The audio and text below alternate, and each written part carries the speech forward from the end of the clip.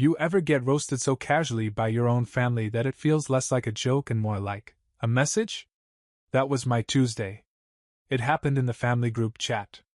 You know the kind, full of grainy selfies, gifs that haven't been funny since 2012, and daily, inspirational quotes from Aunt Trish that sound like they were pulled straight from a Facebook page run by Kat. Most days I muted it and kept scrolling. But this time? Trish dropped a meme that stopped me cold. It was a cartoon image of a bearded guy with a wrench and a crooked ball cap, squinting at a furnace with smoke pouring out. Big red letters above it read, "Trade school equals failure with tools, face with tears of joy wrench." Below the meme? My name. Tagged. Twice. She even added a comment. Couldn't resist. Sorry, not sorry, winking face with tongue. My cousin Rachel responded with a skull emoji and STOPPP face with tears of joy, he's gonna be so mad.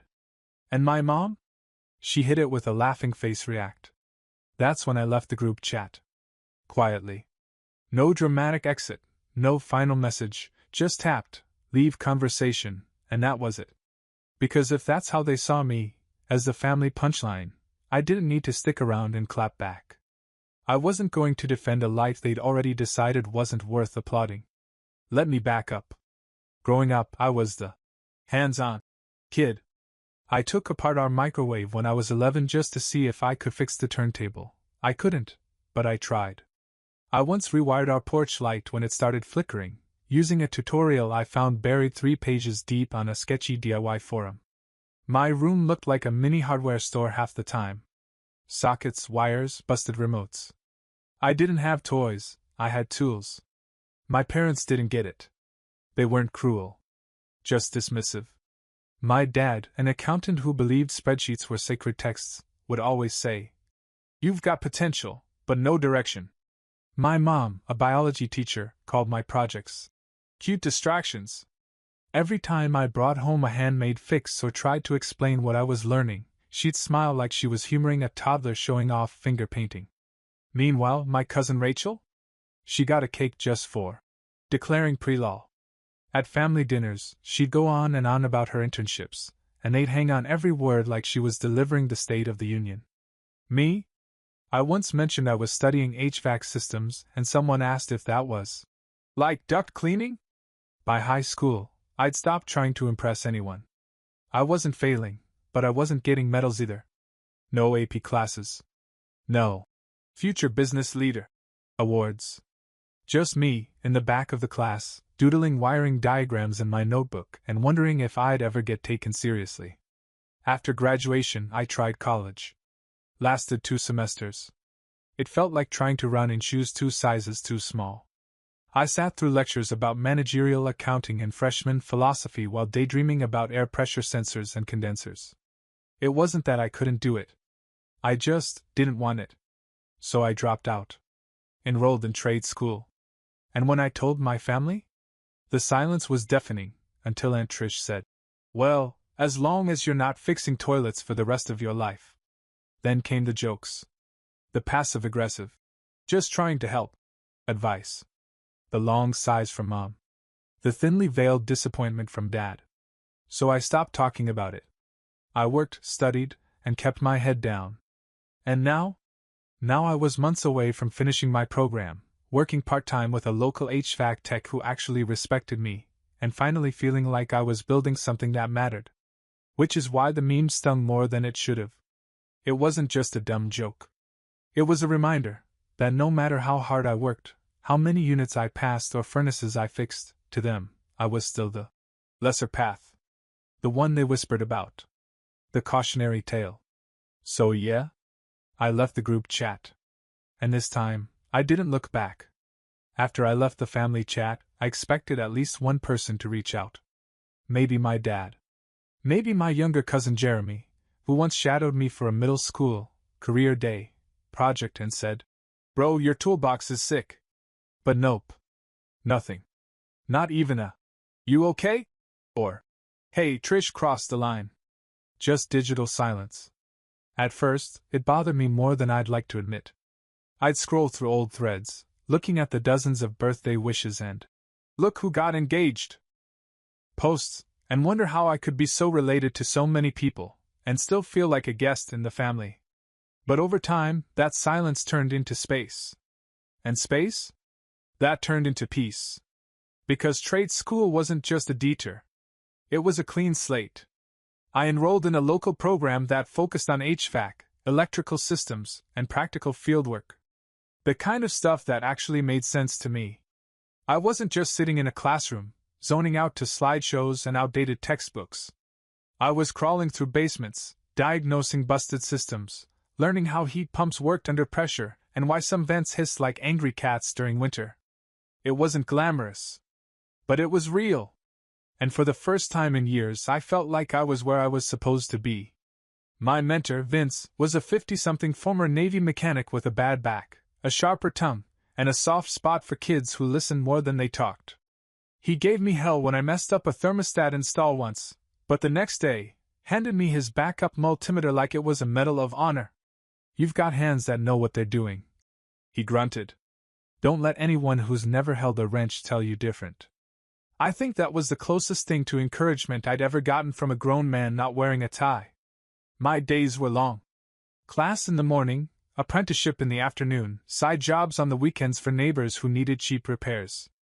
My uniform was a rotation of cargo pants, steel-toed boots, and a jacket with 3 different kinds of sealant stains. Meanwhile, my family was still out there. I saw glimpses now and then. Posts of Rachel clinking champagne glasses at networking events. Aunt Trish posing beside a fireplace with a caption like, "Surround yourself with warmth, not drama." Probably aimed at me. Whatever. I was too busy tightening ducts and memorizing fuse box layouts to care. Still, there were moments. Little gut punches.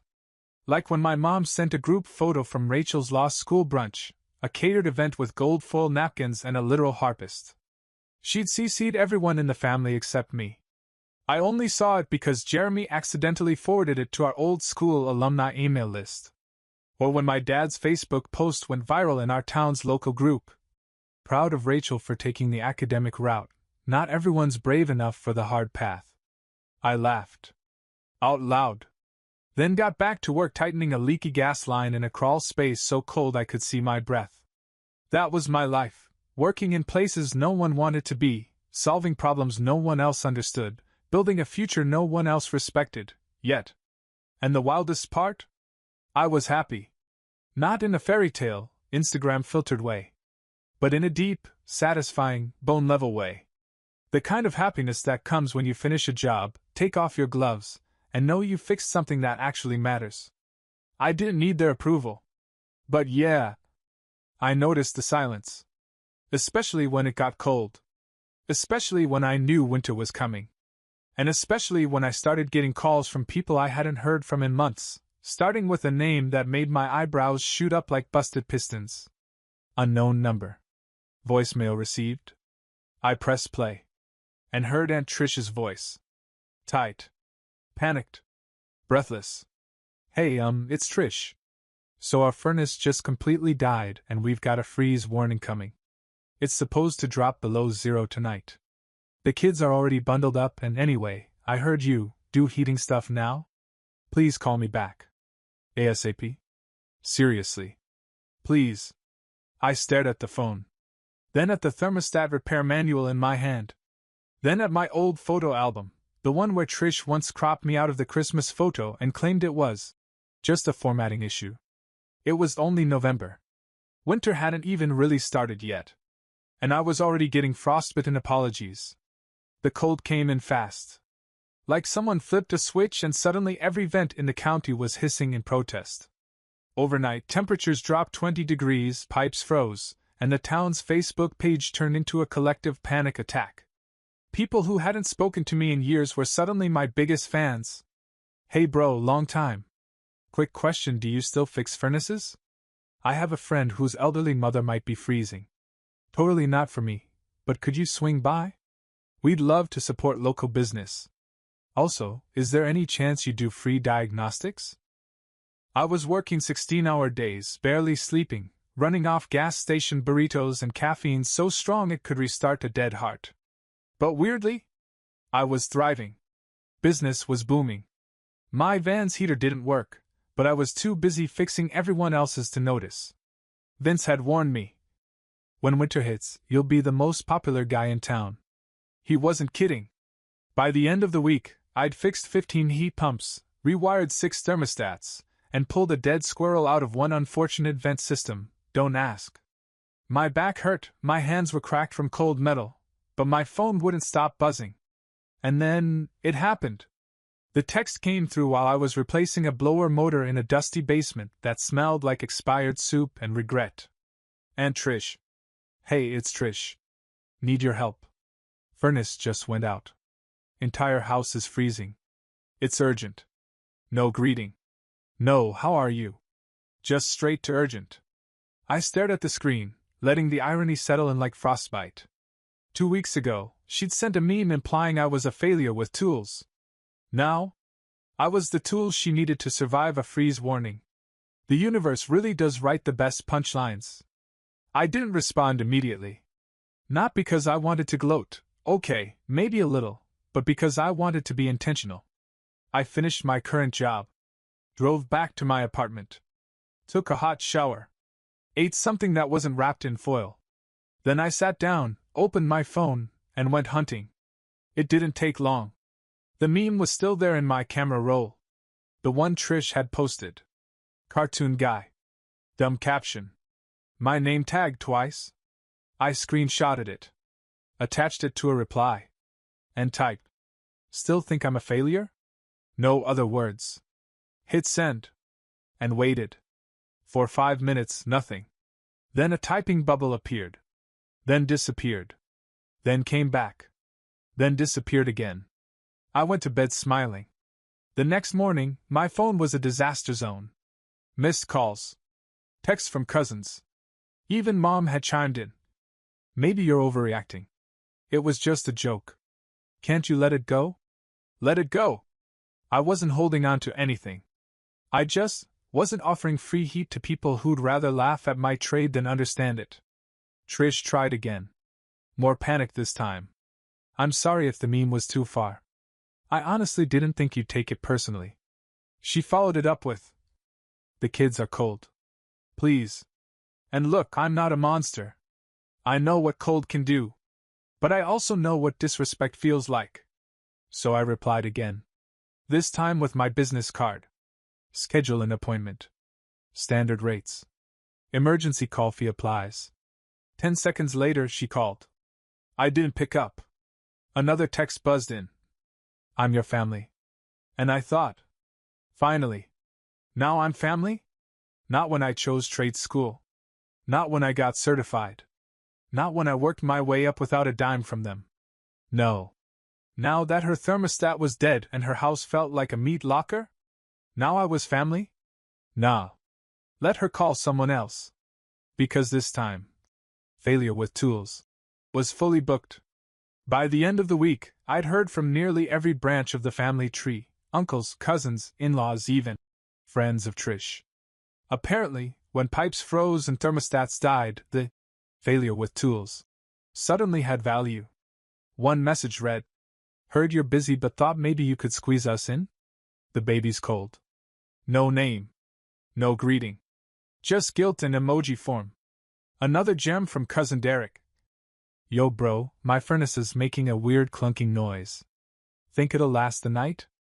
Attached was a blurry video of a heating unit that sounded like it was coughing up nails. I didn't respond. Because when you build something from nothing, when you crawl through insulation and busted vents to make a living, you don't owe favors to people who laughed at the foundation. And Aunt Trish? She wasn't done yet. After her first panic text, she followed up with a soft-pitch version. We'll pay whatever you charge.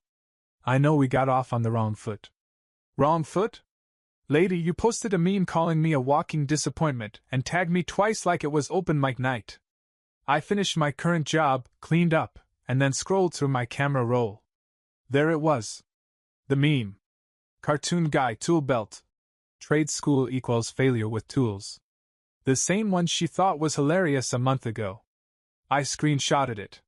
Send it back. And added one line. Still think I'm a failure? Her typing bubble popped up, then disappeared. Twice. Then came another message. The kids are cold. Please. And that's where the guilt tried to sneak in. But here's the thing. I'd spent years trying to be enough for a family that only looked up when it was convenient. I wasn't going to cave the moment they finally noticed I had skills they needed. I sent my business card. Standard rates apply. Emergency calls are double. She didn't reply. But my mom did. She called the next morning, no small talk. Josh, she snapped. You need to call your aunt. I paused. You mean the one who turned me into a joke before asking for help? She's your family. There it was. The classic guilt boomerang. Family. As if that word erased everything that came before. Funny, I said. She didn't remember that when she cropped me out of the family newsletter. Or when she said HVAC was manual labor for dropouts. Mom exhaled like I was being dramatic. It was just a meme. No, I said. It was just years of not being taken seriously, delivered in JPEG format. She hung up. No goodbye. Just cold air. I stood there for a second, then chuckled. Because for the first time in a long time, I wasn't angry. I wasn't craving approval. I was booked. I was respected. By my clients, by my crew, by the people who mattered. And most importantly, I wasn't begging to be seen anymore. 2 weeks after I blocked Aunt Trish, I got a call from a local realtor named Melanie. Hey, you the guy who fixed the Mackenzie furnace last month? Yeah, that was me. I've got a property needing an emergency inspection before it lists. Old place, 2-story, red shutters, out near Willow Creek? Sounded familiar. She rattled off the address. And I laughed. It was Trish's house. I didn't say anything at first. Just nodded to myself, the way you do when the universe drops a punchline in your lap. You still available? Melanie asked. Oh, absolutely. She met me at the property 2 days later. Said Trish had moved out temporarily after a series of unfortunate malfunctions. Melanie used the voice people use when they're trying to sell a haunted house without using the word haunted. I walked through the door and was instantly greeted by stale air and the faint smell of burned dust. The house was cold. The kind of cold that seeps into the bones. Like it remembered being disrespected and chose violence. I started the inspection, ductwork, vents, furnace unit. It was bad.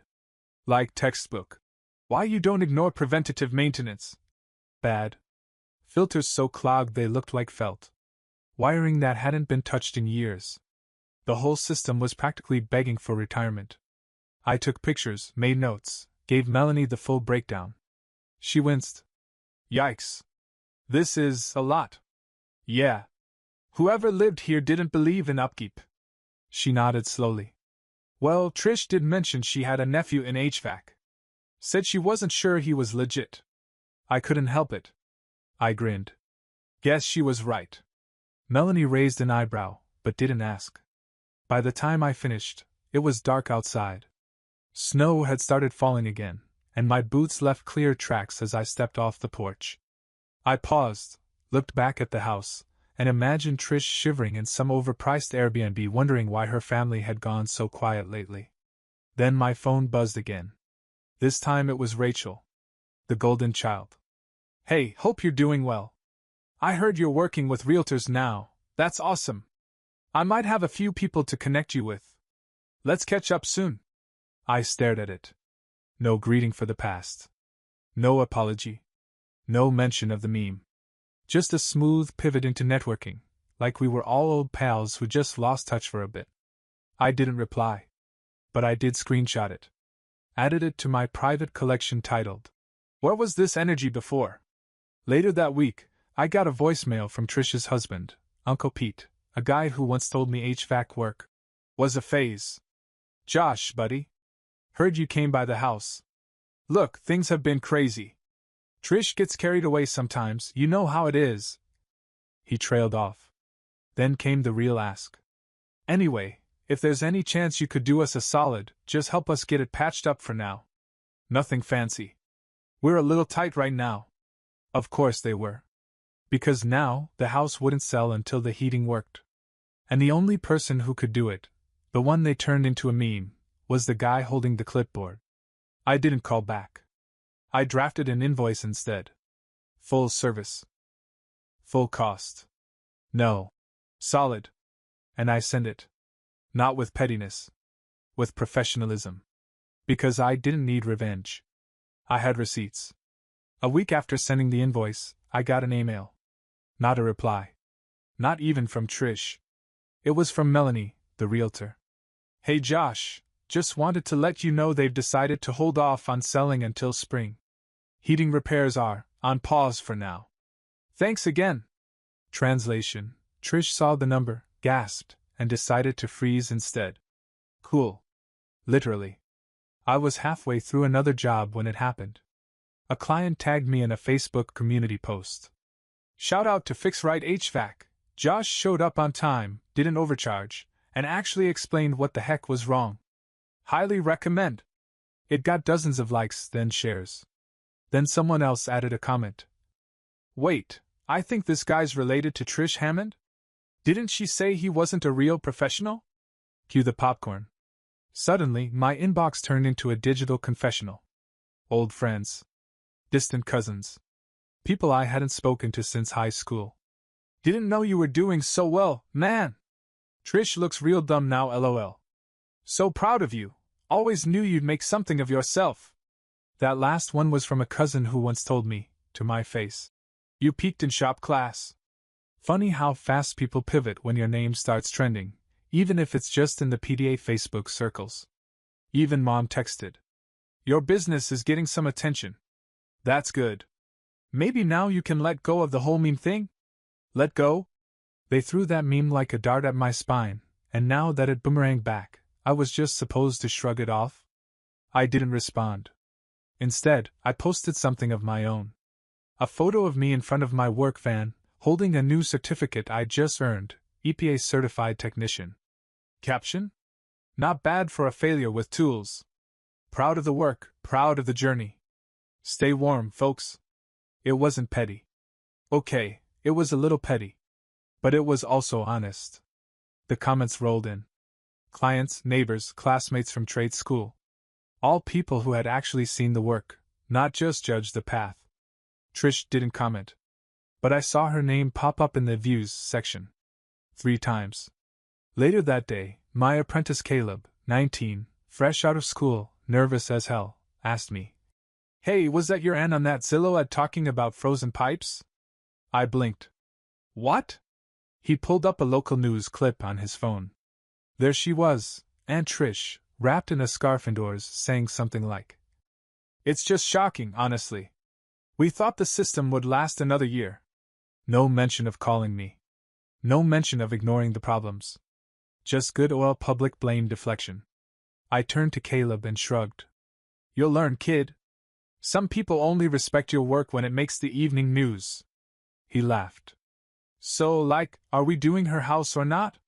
Nah, I said. But we might fix her neighbors again. He tips better. We loaded the van. The day ended like any other. Tired muscles, sore hands, another household with working heat, and one more layer of confidence I didn't know I'd earned. And the best part? Every room I stepped into was warmer than the family I left behind. By February, I'd done over 60 service calls in 2 months. My boots were worn in, my voicemail was always full, and my van now had a permanent coffee stain in the cup holder from every 5 a.m. rush.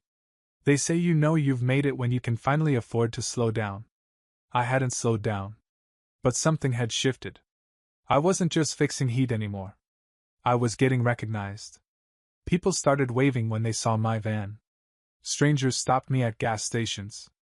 I even got a shout-out in the town newsletter under Local Business Heroes. And then, the unexpected happened. I got nominated for a neighborhood business award. Apparently, 2 clients had submitted my name. I didn't even know there was a nomination process. The letter came in a thick envelope with foil lettering and a badly photoshopped trophy on the front. I stared at it for a long time. I wasn't used to being celebrated. Not by people who weren't holding a wine glass or trying to one-up each other's kids at Thanksgiving. I posted a photo to my business page. Nothing flashy. Grateful to serve this town. Thanks for the nomination. And just like that, the likes rolled in. Clients. neighbors, other techs, even a couple of folks from trade school. But the one that stood out? Rachel. She liked it. Didn't comment. Didn't message. Just a quiet like. Trish messaged though. Her first in months. Saw your post. Congrats. I know we've had our differences, but you've really built something. Maybe one day we can sit down and talk. Would love to clear the air. No mention of the meme. No apology. Just a soft tap on the door she helped shut years ago. I didn't reply. Not out of anger. Just choice. Some bridges don't burn. They freeze. And I'd learned how to build my own roads across the ice. Instead, I kept working. Expanding. I brought Caleb, my new apprentice, to his first solo repair. He was 19, nervous, and reminded me of myself. The kid had potential, but he still said sorry every time he dropped a wrench. We fixed an old townhouse heater together. The owner tipped us in banana bread and a mug with "Thanks a ton" written in Comic Sans. Caleb beamed the whole ride back. You always know what to say, he said. With clients, I mean. I shrugged. Only because I'd been ignored by the best of them. He looked confused. I laughed. Don't worry. You'll figure out how to be loud without shouting. Just keep showing up. That afternoon, I took him to the storefront I'd just signed the lease for. It wasn't huge, just a clean spot on the corner of Maple and First with room for a front desk, 2 workstations, and a back room for gear. But to me, it looked like a future. I unlocked the door and let him step inside first. This is ours? Ours? I nodded. We're not just fixing things. We're building something that outlasts the winter. He turned slowly, looking at the walls, already dreaming. You think we can put up a neon sign? Let's not get carried away. He grinned. Then deadpan. Do we send your aunt a flyer? I smiled. Nah, I said. We'll let the cold do the talking. Spring came early that year. Not in a poetic, birds are singing way. Just less snow, fewer pipes bursting, and slightly fewer panicked calls at 2 a.m., asking why someone's furnace was clicking like it's possessed. Business didn't slow down much, just shifted gears. Now it was inspections, cleanings, system upgrades. The emergencies faded, but the momentum stayed. I started getting commercial calls. Local hardware stores wanted partnerships. Real estate agents kept my card in their preferred vendors file. People were asking for me by name. That never used to happen. I used to be the kid in the background. The one at family dinners who got asked, "So, what do you do again?" Now my name carried weight, not because I demanded it, but because I earned it. One Saturday, Caleb and I were organizing the new office when he asked, "Are you going to the family barbecue next weekend?" I blinked. I wasn't invited. He raised an eyebrow. Seriously? Seriously. I hadn't expected an invite, but hearing it aloud hit harder than I thought. I guess part of me thought they might try, even a half-hearted group text. But nothing. Just silence. Then Caleb said, "Want to throw our own?" I laughed. "What, like a grand opening cookout?" "Yeah," he said, shrugging. "Why not? You've got a van, a storefront, a mug that says thanks a ton. Let's celebrate."